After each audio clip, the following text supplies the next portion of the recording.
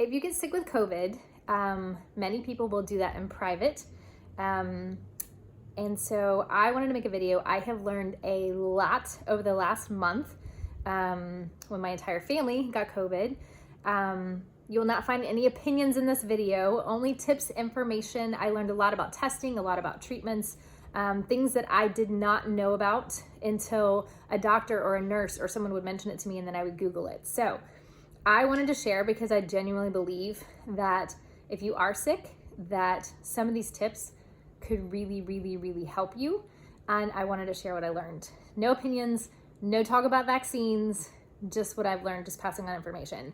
The very first thing is about testing. This is specific to the Northern Virginia area where I am. You specifically want a PCR test, not a rapid test. Many of the pharmacies will offer both. These walk-up kiosks, like one is by Curative, they also offer walk-up testing. PCR tests will take a little bit longer because they have to go out to a lab. Curative, I will tell you, they said they could take a couple days. I think it took 4 to 5 days. By then you're kind of pretty sick or wanting to know.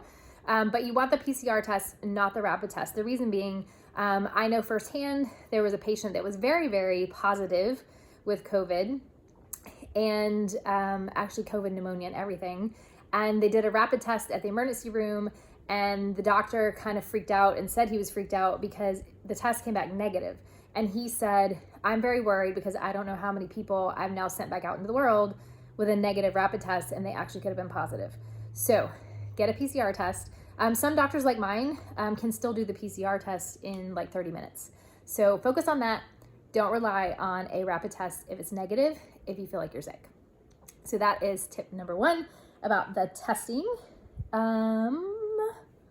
Next I had was also the blood test for antibodies. I had asked my doctor about doing the blood test to see if I had antibodies, and she said that they had actually stopped doing them at this firm because they were so unreliable and they knew they were. So they weren't even testing. So I don't know how true that is, but blood tests for antibodies apparently don't rely on that too. There's also very, very different symptoms. So that's the other thing to consider. Google obviously is your friend, but I can tell you firsthand, 4 people, same exact strain, same exact everything, variant, whatever, all had different symptoms. So some have high fevers, some don't. I mean, talking like 104, 105 fevers. Some had vomiting, some didn't. Some had congestion, some didn't.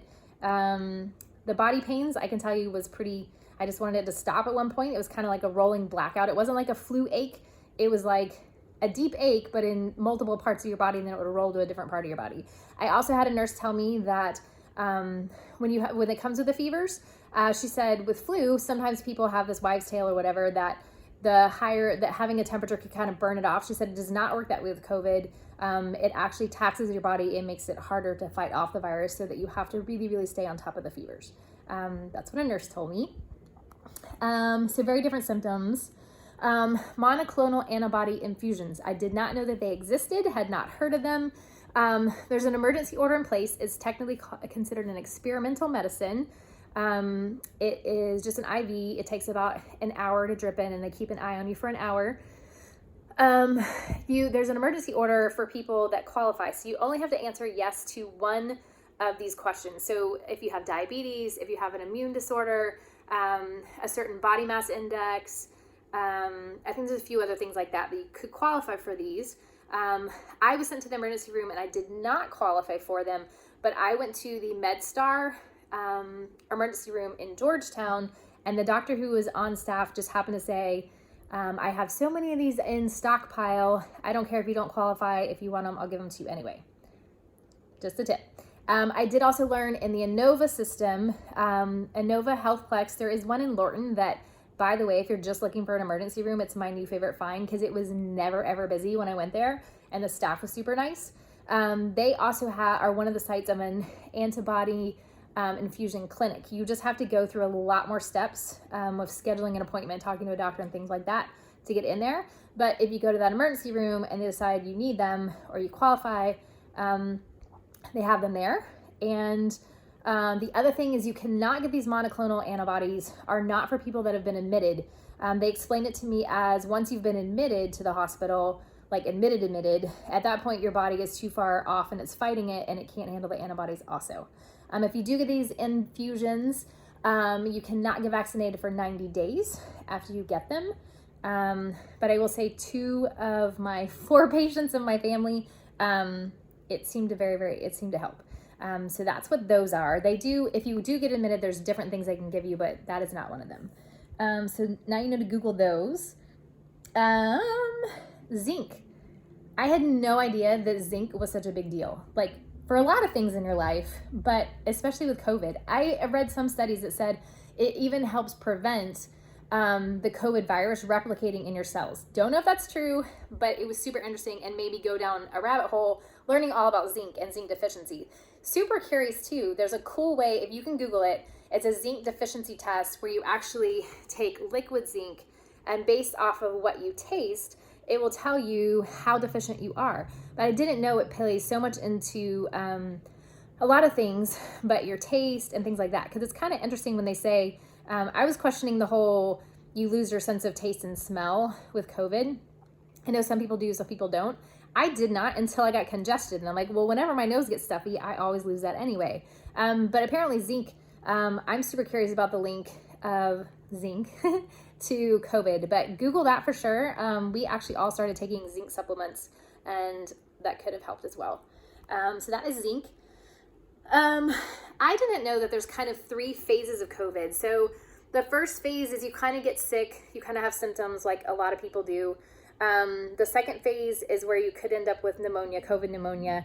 I also did not know that blood clots were such a big concern with COVID. I don't know why, I just haven't heard that in news stories, but it's a very big concern. They've apparently even had people 6 months after they had COVID having suddenly embolisms that they didn't even know they had blood clots. So that's part of the second phase. The third phase is the super scary phase when you're really in the hospital and your immune system just kind of starts attacking itself. So hopefully nobody gets to that. But yeah, so blood clots, super big deal.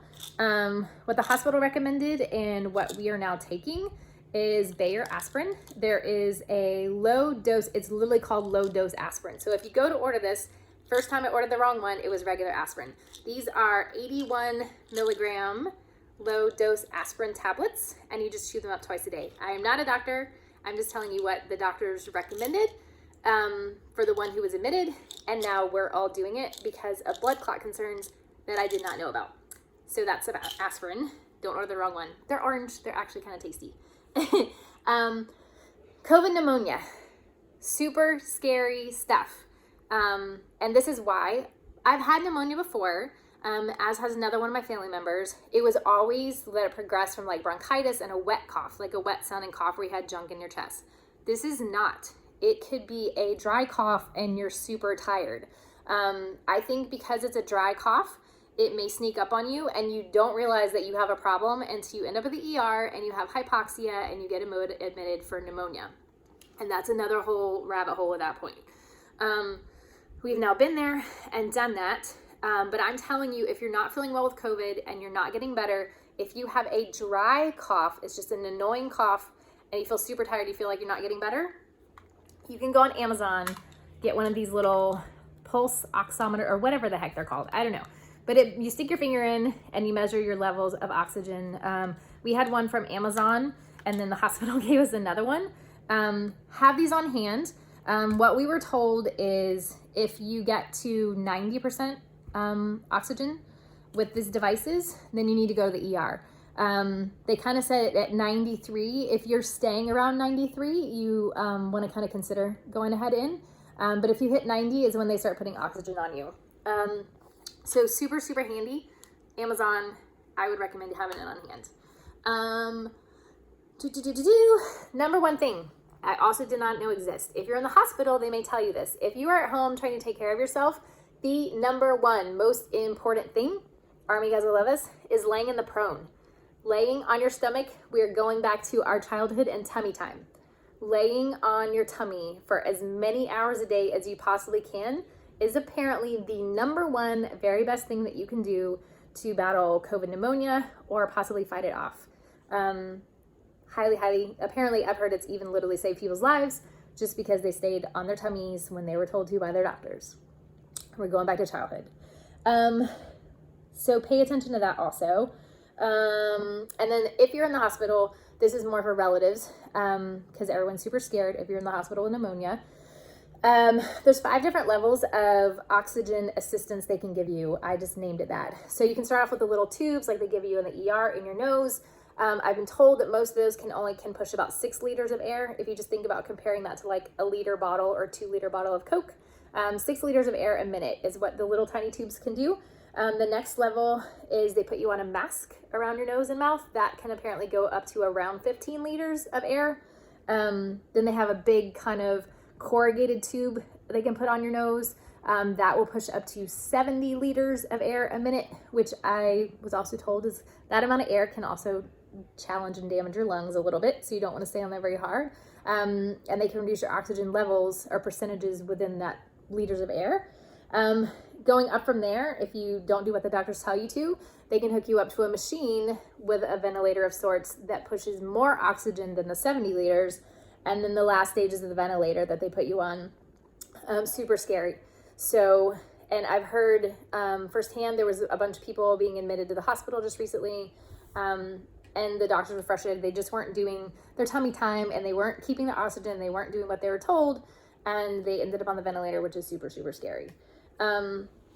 So that kind of gives you a snapshot at my last month. I am an information research person, so whenever somebody would tell me something, I would try to go down a Google rabbit hole. I was just kind of honestly shocked at how many things I did not know or had not heard about that could genuinely help or possibly save some people's lives if you get really, really sick with COVID. So I hope you do not. I hope you stay well. Hope you stay healthy. I hope something in here helps out somebody you know or love or yourself. Just stay well. That's it.